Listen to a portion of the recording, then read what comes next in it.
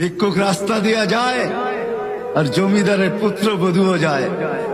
একজন সামনের থেকে আসতেছে, একজন সামনের দিকে যাইতেছে। দুইজনের ক্রসিং এর সময় ভিক্ষুকের গায়ের কাদা জমিদারের পুত্রবধূর গায়ে লেগে গেছে। সে দুনিয়া আন্ধার করে ফেলছে, স্বামীকে ডাইকা নিয়ে আসছে, বলছে ভিক্ষুক আমার কাপড় নষ্ট করে দিছে। সে শুধু ভিক্ষুক ছিল না, বৃদ্ধ ছিল।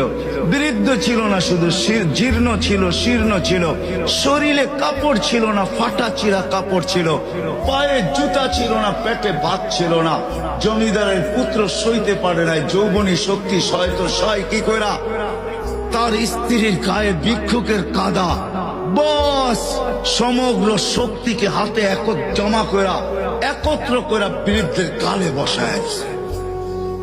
বৃদ্ধ কিচ্ছু বলে নাই, শুধু উপরের দিকে তাকায় দুই তিনটা শব্দ উচ্চারণ করছেন।